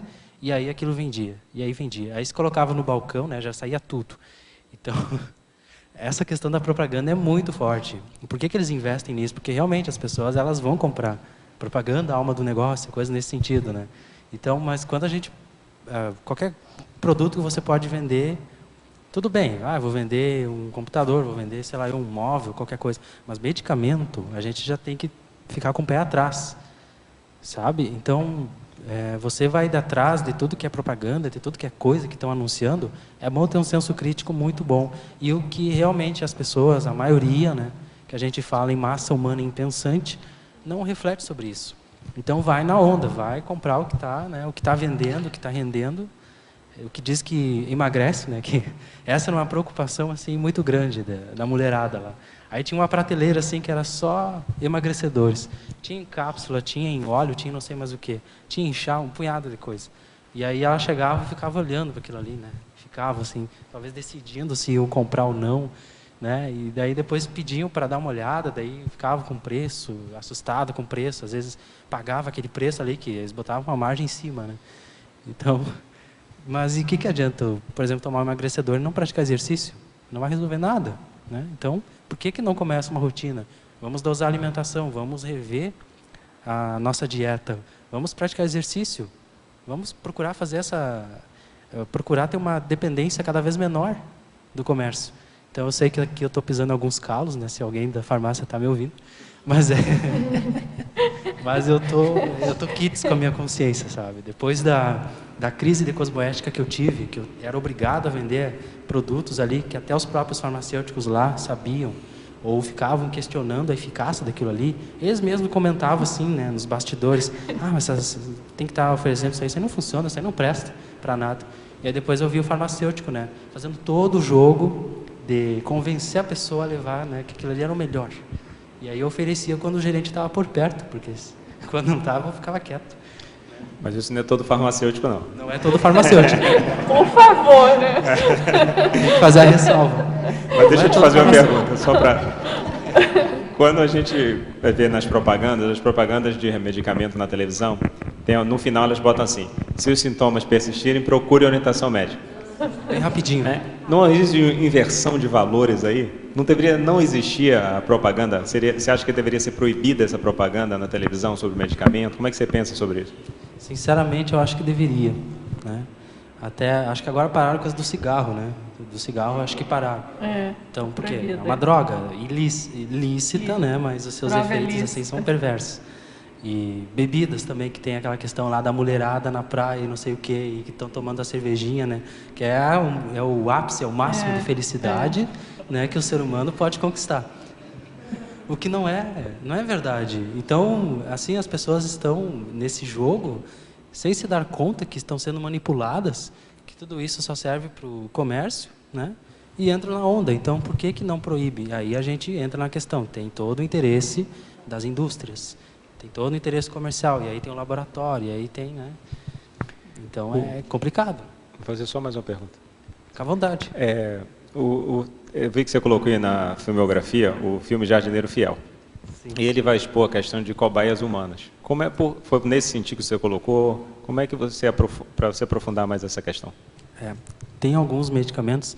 Interessante que a gente não conseguiu trazer muita coisa positiva do comércio farmacêutico, né? Depois vamos tentar fazer um esforço. Mas nessa questão aí das cobaias humanas, né? Teve alguns medicamentos assim que foram retirados do mercado por algum tempo, porque se observou posteriormente. Então você veja, teve toda a pesquisa, teve todos os testes, teoricamente, né, no laboratório, lançaram no mercado. E aí depois de um tempo começa a perceber que as pessoas estão tendo efeitos colaterais muito severos pelo uso daqueles medicamentos, até anticoncepcionais. Assim, teve alguns assim que foram retirados, ficaram 1 ano e depois voltaram, né? Numa famosa indústria aí. E se a gente parar para analisar, o que estão fazendo? Será que todos, ou pelo menos a maioria dos medicamentos, se dão dessa forma? De você lançar no mercado e depois observar o que acontece, né? Então, nessa questão aqui que o filme traz, eu não consegui assistir ainda o filme, eu só consegui ver o trailer, né? Tu vê a correria. Mas eu achei importante mencionar ele aqui, né? Foram mais de umas 4 pessoas me indicaram, tu já viu esse filme? Tem a ver com o teu verbete, né? Então quer dizer que tem alguma relação, sim. E analisando a sinopse, né? Que está ilustrando para quem quiser se aprofundar e assistir, fica a dica. E outra situação, sim, que eu percebi é que enquanto fazia o verbete, né? Uma coisa muito interessante, começa a chegar coisas, parece que te jogam na tua mesa notícias e coisas relacionadas ao verbete. É uma coisa muito interessante. E chegou uma que lá no Nordeste, agora não me lembro qual é o estado, algumas pessoas estavam fazendo isso de cobaias humanas. Então elas se vendiam realmente por míseros R$10 para ficar usando o medicamento para ver qual é o efeito. E aí isso foi denunciado por um senador. Isso já faz uns 3 ou 4 anos. Até depois eu posso disponibilizar, que eu tenho anotado aqui em algum lugar a notícia, né? Então você começa a analisar a interpretação grupocármica desse pessoal que está fazendo isso aí, é sem precedentes, né?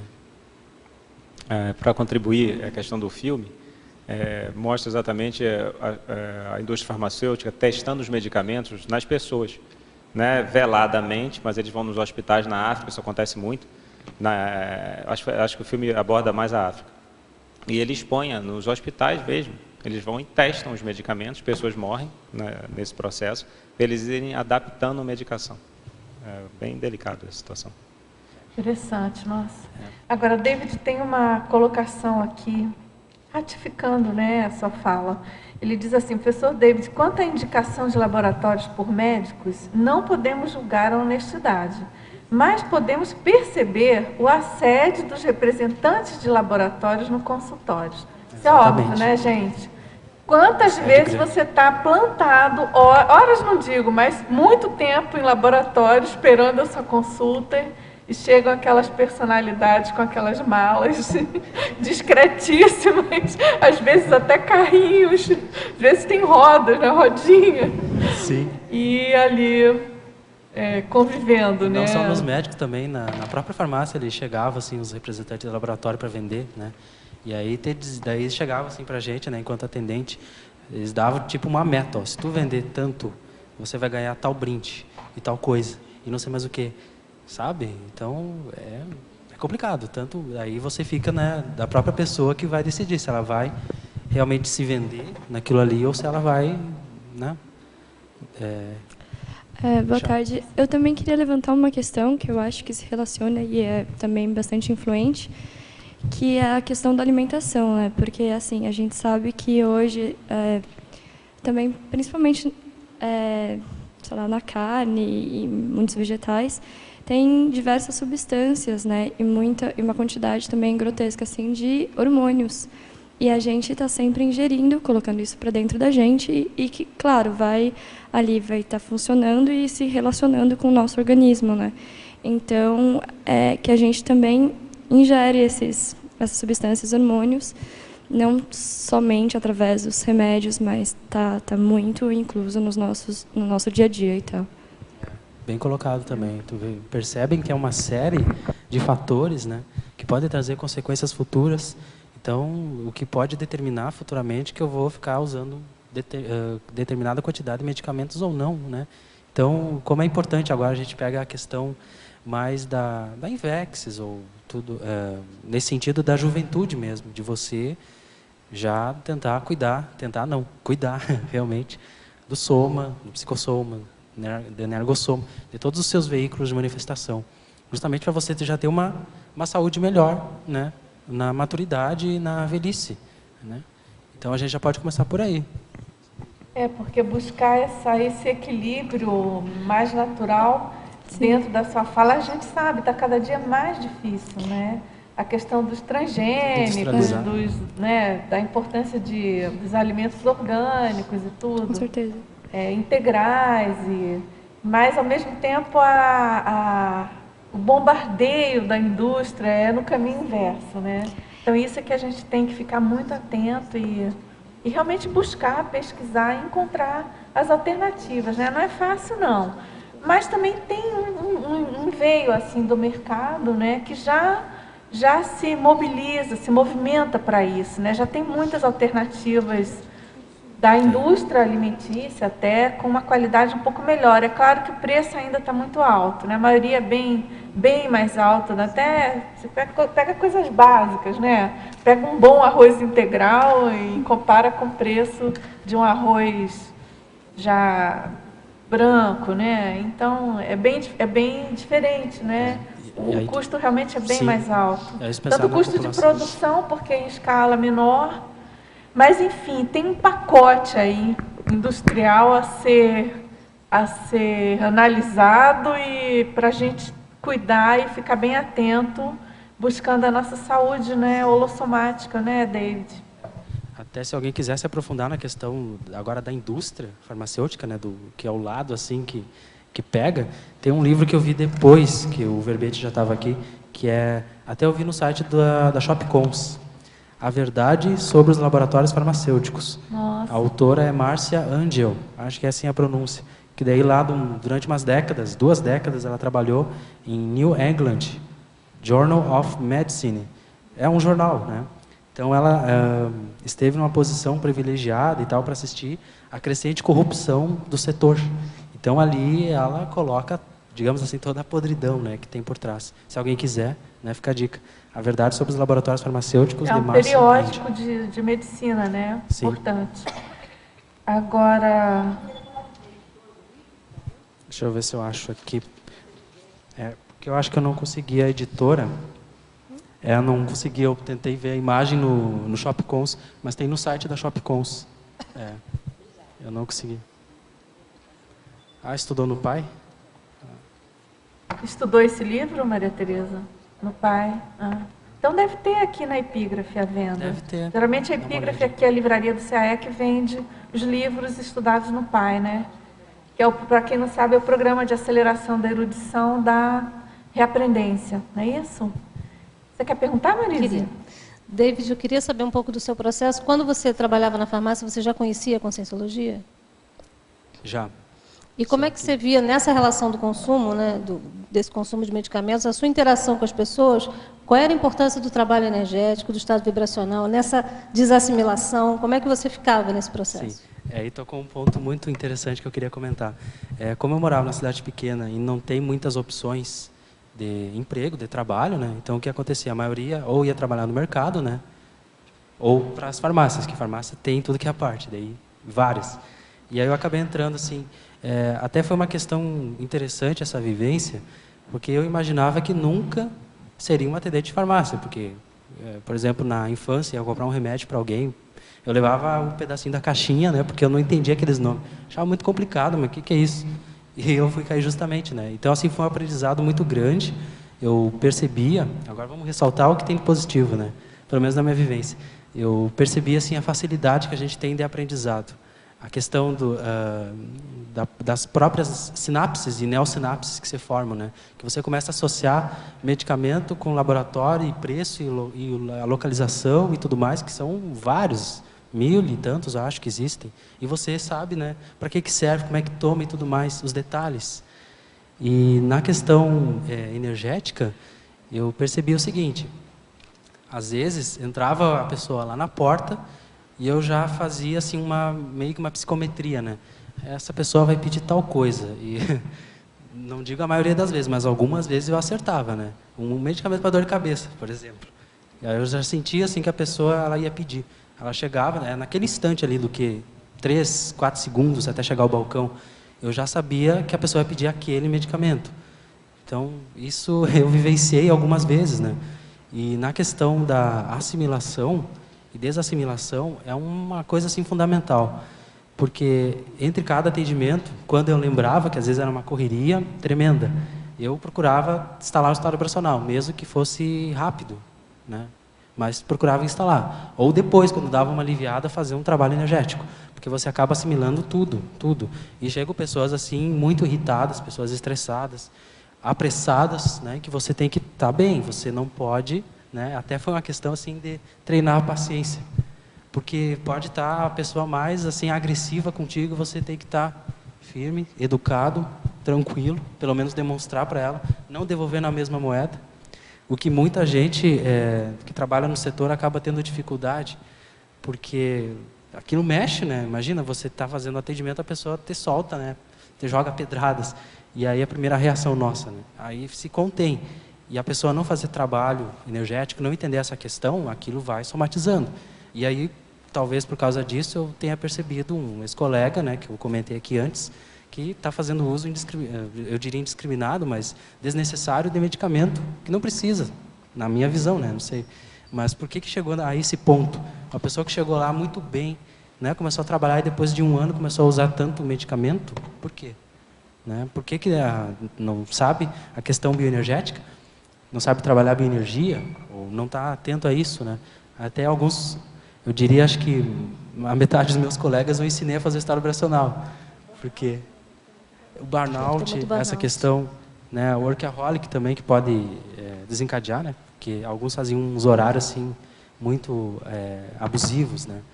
Então, basicamente é isso, eu fazia essa assimilação, procurava estar atento, né, tinha umas sincronicidades assim, bem interessantes. Quer dizer, você assumiu aí o papel de assistente por trás do atendente, né? Procurei assumir, né. É claro, a gente... Não posso dizer assim que eu fui o exemplar, né? Mas aquilo que eu pude fazer, aquilo que, né, que eu considerei como o mais cosmoético possível, eu procurei fazer, né, no meu entendimento. Embora muitos colegas não entendessem, às vezes, né?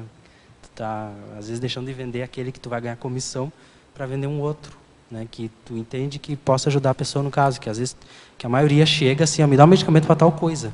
Quer dizer, tu tá ficando como um médico ali, né? É como se ela estivesse consultando você. E aí você tem que indicar tal coisa, né? E aí procurando sempre aqueles se tu agir com cosmoética, né, os que produzem menos efeitos colaterais ou que sejam liberados assim para venda, não tem aquela tarja vermelha ou, né, que seria necessário uma prescrição médica, né, porque você sabe dos efeitos. Basicamente é isso. Fora o processo de escagem mesmo, né, que você devia fazer direto. Né? Sim. Não só dos consumidores, mas dos seus colegas também. Dos colegas, até eu lembro na... É o mais lúcido ali do lugar. Isso. Obrigada. Agora, David, na pensenologia, ele pergunta na primeira linha, o que caracteriza os ectopensenes aqui? Que você colocou aqui na pensenologia, né? Sim. Os ectopensenes eu percebi assim muito entre os colegas, né? Eles ficavam considerando a assimilação e tudo mais, mas esse próprio processo de você não ter uma maturidade, não saber lidar com pessoas, né? Você está ali só porque é o único emprego que apareceu ou porque ganha tanto, né? E aquela competição, né? Então, na primeira farmácia que eu trabalhei não tinha esse negócio de meta, de você ter que vender tanto. Aí depois, quando eu fui para outra, eu percebi mais isso. Questão de intriga, de fofoca entre colegas, mas isso acontece no comércio em geral, né? Mas como eu vivenciei no setor do comércio farmacêutico, eu ressaltei, né? Os ectopensenes, pensenes muito patológicos, ou depois de atender o cliente, eles começam, né, entre os colegas, a reclamar da pessoa, né, mandando as piores energias para a pessoa, né, no caso. Sem perceber, né? Trazendo Agora, o que tem de ele pior. perguntou assim da questão do ectopensene também, né, David, que tem aquela condição do ectopensene ser a unidade de medida da alienação, né? Essa questão também que tem muito a ver com os fármacos, também, né? Da questão deslocada do que é prioritário, do que está fora, né? Voltado para o que não é o essencial, né? Sim. Então, compõe esse quadro, né, da patologia aí relacionada a esse comércio, né? Porque tem uma outra pergunta aqui também que complementa, eu acho, que esse assunto, que você falou um pouquinho, que é sobre a síndrome do orcalismo, o orcaolismo. Ele pergunta qual é a relação com o tema. Em parte você respondeu, sim, né? acho que eu falei bem no início, talvez ele não tenha pegado o começo, é que assim, eu tinha alguns colegas que faziam uns horários absurdos, né? 12 horas direto. Imagina uma pessoa ficar segunda a sábado, né, fazendo um horário desse, por exemplo, e ainda trabalhando domingo, alguns, né? Então, o que isso vai gerar na pessoa? Ela vai viver só para isso, só para trabalhar, né? Porque a farmácia ela tem horário estendido. Geralmente elas abrem em torno de 8 da manhã e vai até 10 da noite, outras 11, enfim. Então você meio que não tem horário certo, você fica só envolvido naquilo ali, né? Isso gera workaholic. Você sabe que a próxima pergunta você pescou o Holopensene, é justamente sobre isso. Você poderia discorrer sobre os horários estendidos de funcionamento das drogarias? Pois é, isso aí. Então. É um problema, né? É um problemão, né? Problemão. Quer perguntar, David, Leonardo? fazer outra pergunta para você. Sim. Na página 48, lá na neosinapsologia, você coloca aqui a neossinapses facultando o entendimento de só existir de fato a autocura. Na página 50, na argumentologia, lá na parte de saúde, você coloca lá no item 5, bom humor, e no item 9, reconciliação. Como é que você vê essa questão do bom humor e da reconciliação nesse processo de autocura? Sim, essa questão até eu peguei do teu curso, né, que foi lá em Santa Maria, ele deu um curso livre. Tudo combinado. É tudo combinado.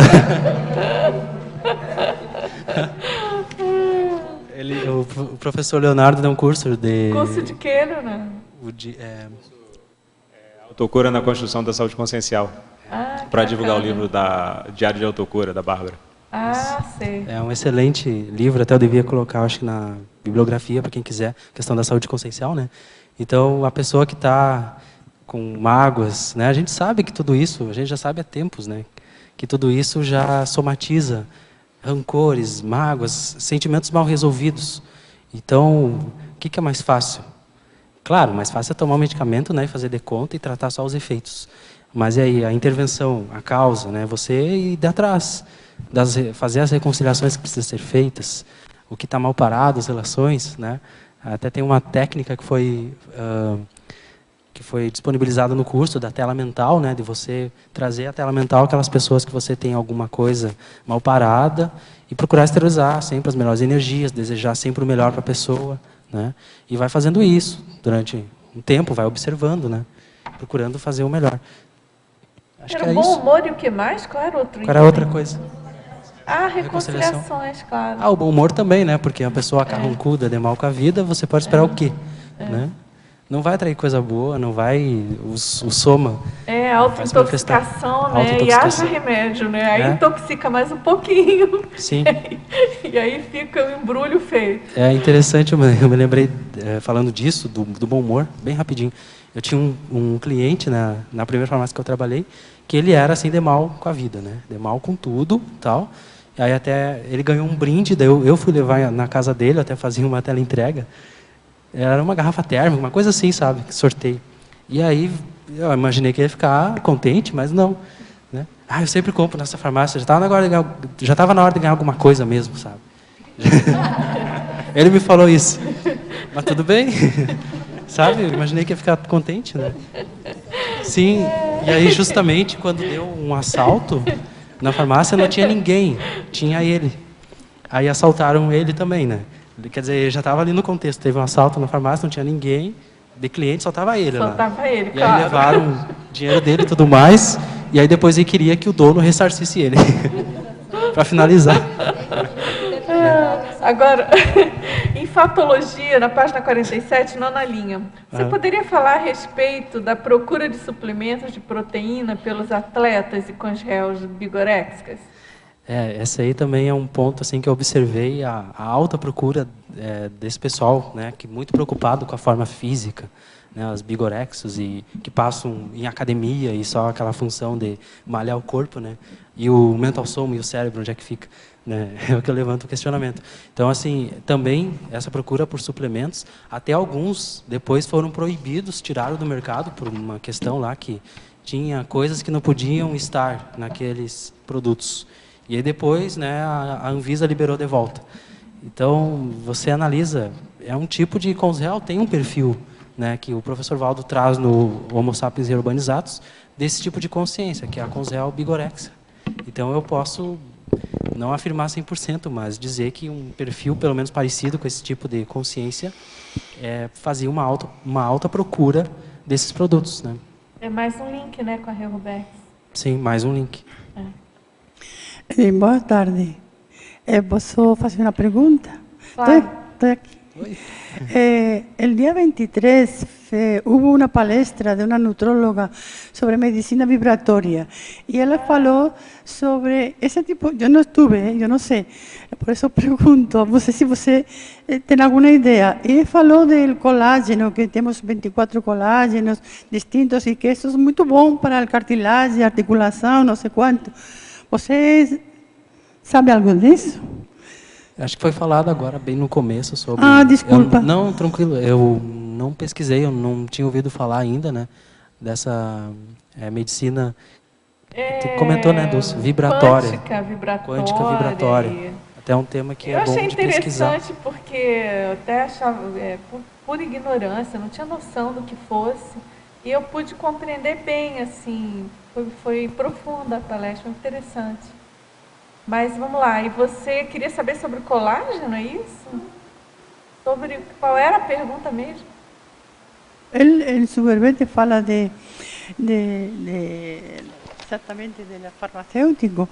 Y esto es lo que ella falaba también, parece ser, yo no sé, son comentarios que he oído. Y me parece muy interesante eso vibratorio y que esta persona estaba mucho más perto a todo el paradigma consciencial con respecto a su formulación y demás. Só isso. Vamos a investigar, não te preocupes. Vamos investigar. Quem sabe é uma saída e alguma aproximação, né, com a abordagem holossomática. Agora, ao verbetógrafo, em parafatologia, página 48, primeira linha. Essa pergunta vem de Madrid. Ela pergunta de que maneira você se baseia na sinalética energética e parapsíquica pessoal durante a rotina de trabalho no atendimento do público em uma farmácia. Você já comentou um pouco, né, diante da pergunta sim, dela. Sim, já comentei, mas só trazendo de novo. É que algumas vezes eu percebia a necessidade do cliente quando ele chegava na farmácia que ele ia pedir. Tá, mas umas coisas assim... Tá, isso é o mais notório, digamos assim, para se falar da questão da psicometria, né? Mas também, às vezes eu percebia... por exemplo, a dor, né, da pessoa. Por exemplo, chegar com dor de cabeça, que é o exemplo mais comum, né? Eu ficava assim com uma dorzinha de repente, né? Às vezes a pessoa nem tinha pedido ainda o medicamento, eu já ficava assim, começava a perceber algumas coisas.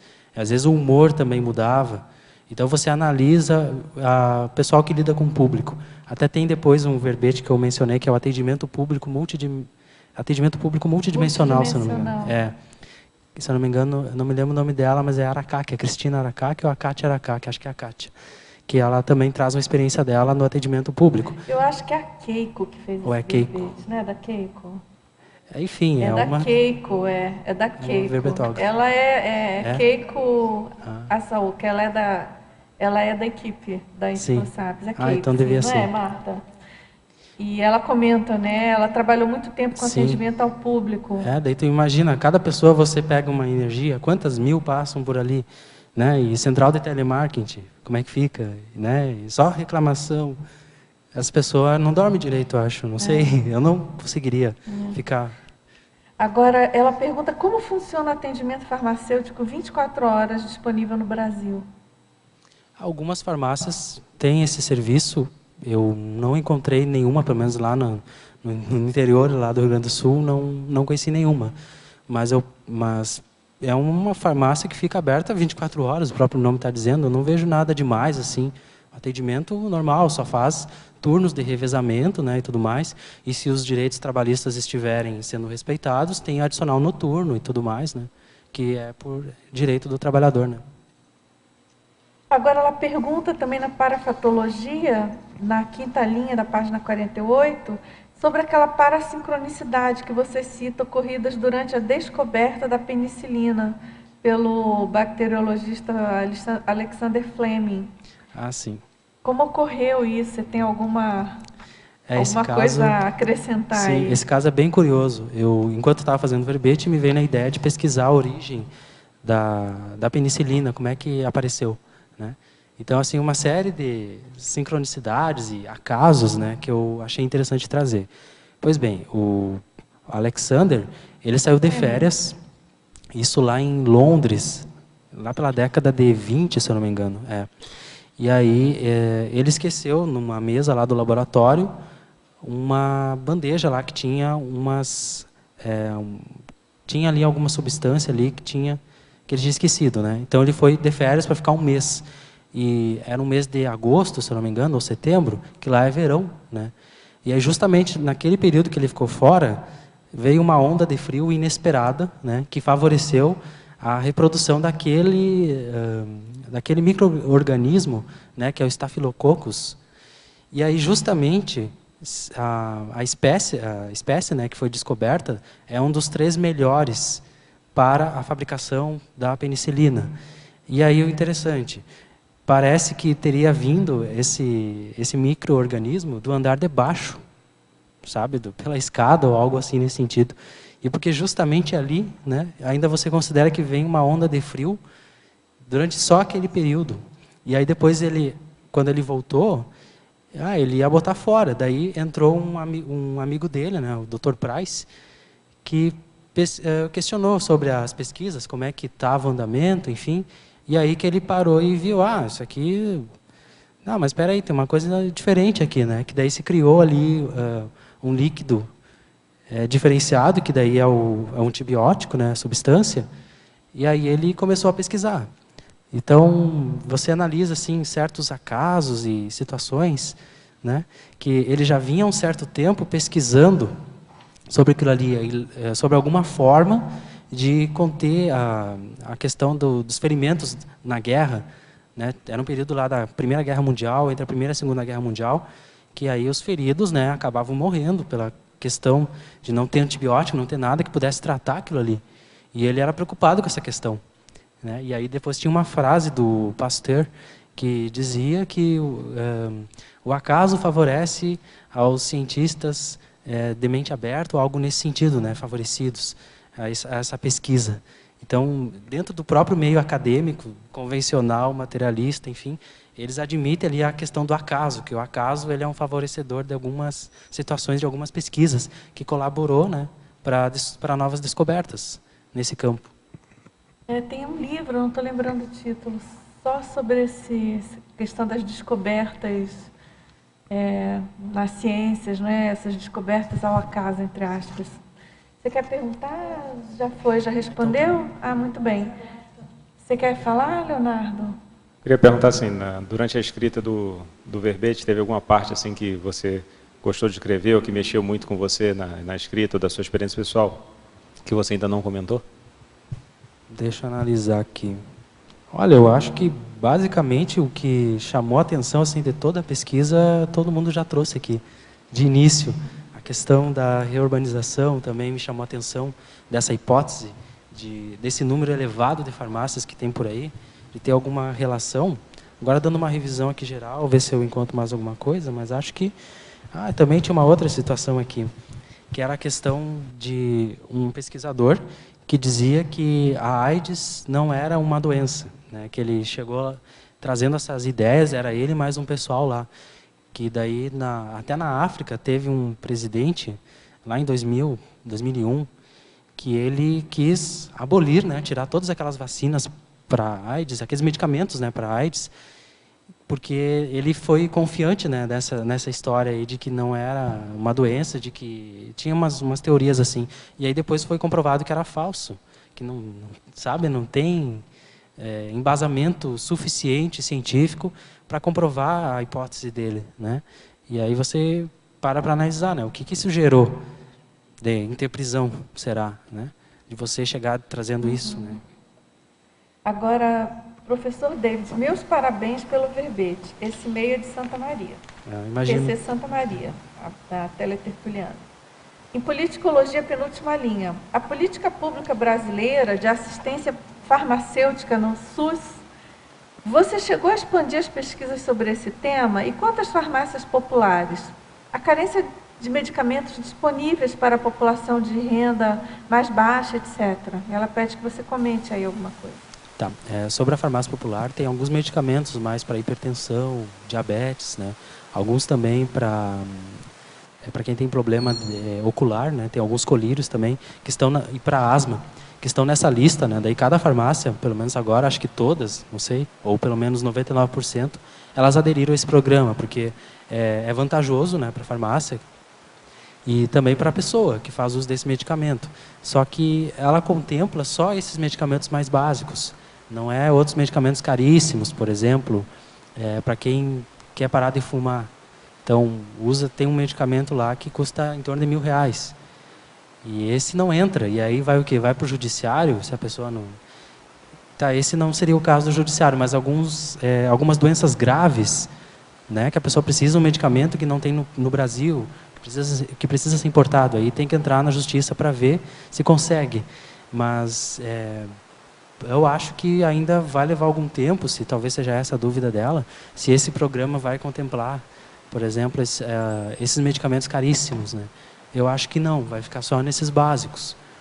E quanto ao atendimento do SUS, é o que gera um outro problema. Porque o que acontece? São filas intermináveis, a gente sabe todo aquele drama, né, do SUS. E aí as pessoas chegam doentes, às vezes você percebe que a pessoa está muito mal, ela chega no balcão para você atender e o medicamento, alguma coisa que ela precisa, né, por exemplo, a pessoa chega com uma infecção na garganta. Não adianta, ela precisa de antibiótico. Se eu vender um anti-inflamatório, aquilo ali não vai resolver. É a mesma coisa que nada, praticamente. Pode até amenizar a dorzinha, mas se é uma infecção na garganta, vai precisar de um antibiótico. E aí precisa do quê? De um médico. Aí a pessoa ficava contrariada, né? Mas não, enfrentar o SUS, né? Aquela fila. E o atendimento, né? E aí é uma série de questões nesse setor, assim, que eu não consigo vislumbrar, pelo menos no momento, alguma melhoria, né? Quando que essa situação vai melhorar? Quando que vai ter realmente um atendimento mais humano, realmente, né? Uma pergunta aqui, Mendonça. Por favor, você podia falar em principiologia, não sei se já foi falado na página 48, o primeiro princípio de prevenir é o melhor remédio, você pensou em alimentação, ginástica, alguma outra coisa? Desculpa, eu não entendi o final da sua pergunta. O que você pensou com relação a, quando você escreveu ali, o princípio de prevenir é o melhor remédio? Sim. Esse é um princípio assim, que já é do ditado popular, né? Prevenir é o melhor remédio. Então, isso pega mais na questão da tua vida, principalmente na questão da tua vida de jovem, adolescente, ou, né, de você já começar a pensar na sua saúde, de começar a cuidar do seu soma, do seu holossoma, de uma maneira geral. Mas para quem tem uma visão ainda intrafísica, né, cuidar do corpo físico. Então, você vai prevenir inúmeras doenças se você começar a ter esse cuidado desde cedo, né, e, consequentemente, uma dependência menor, né, no futuro, de medicamentos. Tá. Mais uma pergunta logo abaixo, Qual que é a outra? em Codigologia. O último código, Código de Ética Empresarial. Tá. Esse código de ética empresarial, ele foge, realmente ele foge da cosmoética, porque é o código da empresa. Quer dizer, é o que a empresa entende, né, que deva ser vendido, né, quais são as metas, o que o funcionário ou o atendente, como ele deve se comportar, como é que ele deve atender, como é que é a questão organizacional, administrativa da empresa, realmente. Que isso varia de uma para outra. Quer dizer, não tem uma questão de cosmoética, né? Você pensa, logicamente, mais no lucro do que na saúde, realmente. Né? Pelo menos na maioria, né? Não podemos generalizar nunca. David, você podia comentar as duas referências da webgrafia para a gente, por favor? Sim. Tá, esse aqui da primeira é o que eu já trouxe antes, né, do cientista que dizia, que o nome dele é Peter Duisberg, acho que eu li certo, que ele dizia, ele é um especialista no vírus HIV, e aí ele começou a afirmar, né, lá pelo início dos anos 2000, que a AIDS ela não seria contagiosa e que se ele pudesse ingerir, colocar nele mesmo o vírus, ele não ficaria doente. Mas aí eu não sei se ele fez isso. Eu acho que não. Então, foi a fonte, né, da revista Super Interessante, que trouxe uma entrevista lá, ele afirmando que não era doença, que não sei o que e tal, mas que depois essas hipóteses não se comprovaram, né? Teve um sério problema na África, né, sempre a África, meio que a vítima, né, dessa questão anticosmoética e complicada da indústria farmacêutica, que realmente aquilo era uma doença. Os medicamentos que são usados hoje para tratar a AIDS, eles trazem efeitos colaterais bem diversos, mas se você tirar eles, também não resolve, né? E a outra, essa questão aqui é do abuso, né, de antibióticos. Essa aqui é do abuso de antibióticos, né, que deixou as bactérias super resistentes. Agora, na fatologia, na página 47, quinta linha, ele pergunta por que há a possibilidade de o setor farmacêutico dobrar de tamanho até 2017. Tá. É mais doença ou maior uso de medicamentos? Isso aqui foi uma previsão econômica que eu vi pesquisando nos sites, assim, que se tem essa previsão, mas pela questão, seria, por exemplo, farmácia popular. Esse é um fator, né? Até depois eu coloco aqui alguns fatores que favorecem que esse setor possa dobrar de tamanho. E aí, se você considerar mais ainda a questão dessa superpopulação precisando de medicamentos, né? Esse setor já é grandioso, mas ele tende a duplicar, triplicar. A princípio multiplicar. Esse número é neutro, né? Não necessariamente Não, pode ser é só uma bom previsão, número, né? uma previsão econômica. Agora, na mitologia também ele pergunta o mito do remédio dispensar reciclagem. E aí ele pergunta, mas não é o que fazem as religiões e seitas nos programas de TV, buscando, promovendo a cura imediata? Sim. O que eu trouxe bem no começo da tertúlia também foi isso, da pessoa ela tomar medicamento e não tratar não procurar a causa, né? Porque o medicamento em si ele está tratando os efeitos. Até se você, por exemplo, tira um câncer, pessoas já relataram que acontece daquela doença ela voltar a se manifestar. Quer dizer, qual é a causa disso, né? Então, o medicamento não é uma cura milagrosa, né? A pessoa tem que fazer mais autopesquisa, que nem a Maria Tereza trouxe, né? Da questão da enxaqueca. Ô, David, Sim. Você por acaso pesquisou alguma coisa sobre a hemoterapia? Como que é o nome? Hemoterapia. Hemoterapia? Não. Hemoterapia. Não. Aquela questão de você inocular em você, te retira o sangue. Olha, mas eu já ouvi já médico muito bom detonando esse negócio. Eu também já vi. Então, eu já ouvi, é um tema controverso, né? Mas eu já ouvi muitas críticas bem negativas. E, aliás, eu conheço uma pessoa que ficou fez esse tratamento aí, depois teve uma repercussão bem negativa, anos depois. Pode sabe? haver necrose também, né? Não sei os detalhes, eu não sei Mas exatamente. tem muita gente falando bem dela. É moda, né? Mito, enfim. Não, ela é bem antiga, né? Não, mas entrou na moda, pelo menos no Rio de Janeiro, a época que eu estava morando lá, eu conheci várias pessoas que começaram a fazer. Entrou na moda. Saber. No Rio entrou. Eu, pelo menos, há muito tempo atrás, eu não conhecia. De repente, você olha em volta, tem várias pessoas. Muita gente fazendo. Entendeu? Moda nesse sentido. A gente sabe que isso é bem antigo, né? Realmente é uma técnica antiga. Como? Obrigada. Rapidamente. Temos 1 minuto e só meio. queria saber, assim, rapidinho, foi falado em efeitos colaterais, bem rapidamente, dos medicamentos. Então, eu queria saber, na sua experiência, David, se você sentiu pessoas preocupadas na hora de comprar o medicamento com o efeito colateral. Daí, nesse universo da sua experiência, que percentual, mais ou menos, você atribuiria às pessoas preocupadas em saber sobre os efeitos colaterais daquele medicamento? Muito poucas. Eu te diria assim, de cada 10, acho que uma, e olhe lá ainda, sabe? Não há uma preocupação maior sobre isso, dos efeitos colaterais, e justamente por isso elas se medicam, né? Chegam levando paracetamol e um monte de coisa, né? E aí fazem uma bomba, né? E até lembrando, para quem tiver gripe, geralmente os medicamentos para gripe ele já tem paracetamol, então não precisa tomar mais um, sabe? E já é uma bomba, né? Porque, considerando algumas pesquisas, que o ideal seria em torno de 300 miligramas para o corpo humano, mas aí é vendido a 500 e a 750 miligramas. Quer dizer, é um abuso, algo que não é necessário, assim, dessa forma, né? Tem que ter um senso crítico bem grande, né? Que não tem. Pessoal, agradeço muito a presença de vocês, tertulianos, teletertulianos. Professor David, aguardamos seus próximos verbetes, tá certo? E você tem a área aí do direito, não é isso? Que você está estudando também, entre as suas pesquisas, tá certo? Então a gente aguarda aí os próximos, tá bom? Parabéns por hoje. Pessoal, muito obrigado. Vamos aos nossos anúncios estatísticos. Obrigado. As pontuações da tertúlia de hoje são 23 assinaturas no livro de presença, 22 perguntas presenciais e 19 perguntas respondidas online. Hoje nós temos 5 recados. A Mércia, com curso Sincronicidade.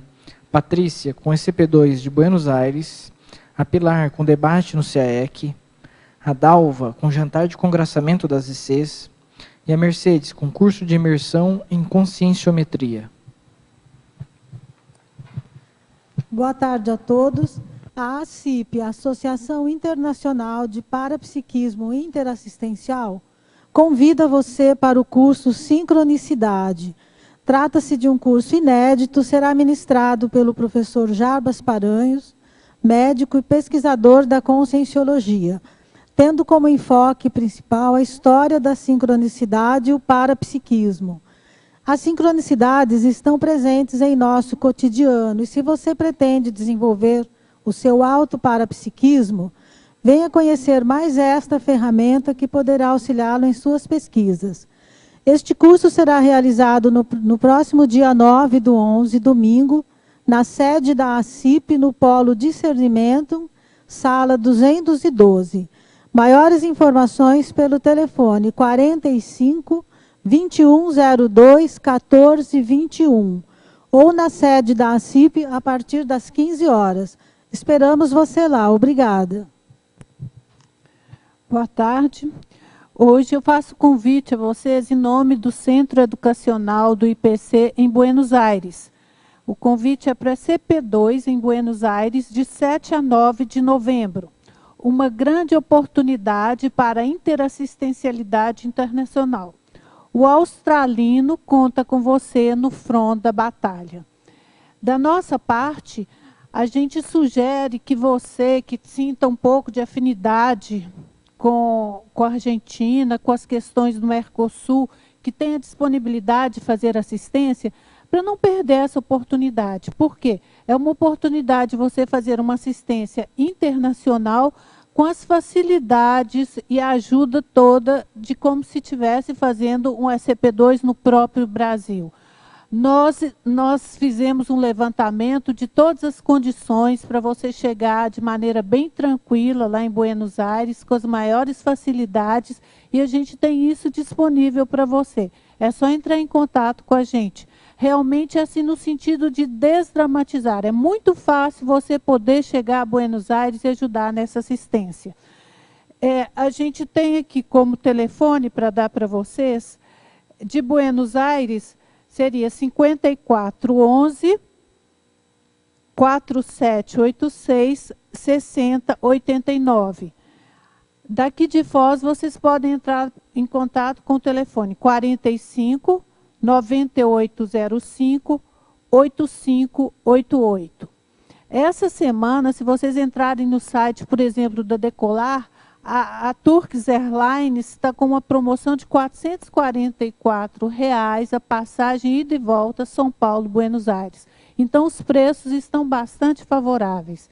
Pense com carinho e avalie. Ajude nesse desassédio no Mercosul. Obrigado pela atenção.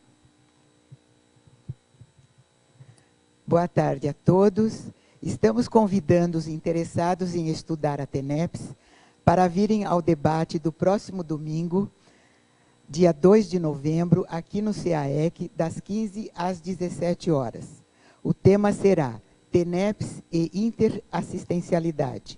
Este evento é patrocinado pelo CAEC e em parceria com a Pré-IC TENEPS. Lembre-se, no próximo domingo, com a professora Pilar Alegre. Até lá e obrigada. Boa tarde. Lembrando a todos que amanhã teremos um jantar dançante de confraternização das instituições conscienciocêntricas. Aproveitem para reencontrar e fazer novos amigos também. Os interessados em comprar o convite ainda temos aqui na recepção e podemos até parcelar para você. Você só não pode perder essa oportunidade. Obrigada. Boa tarde a todos. Convido a todos vocês, em nome da Conscius, ao curso de campo Imersão em Conscienciometria, sem pré-requisitos, que ocorrerá do dia 7 a 9 de novembro de 2014, en Hotel Mabu Interludium Iguazú Convention. Uno de los objetivos del curso son propiciar la ambiente próxima al curso intermisivo, otro es vivenciar la manifestación pessoal en la condición de consciência, otro de los objetivos ampliar el autoentendimiento cuanto a las tendencias pessoais y alguno más. Para inscrições na loja virtual do site da Conscius, www.conscius.org.br. Na sede da Conscius, no discernimento, das 14 às 20 horas. Informações no telefone 45 21 02 14 60. Este curso pode fazer que vocês fixem um esforço distinto para cambiar de patamar. Esperamos todos vocês.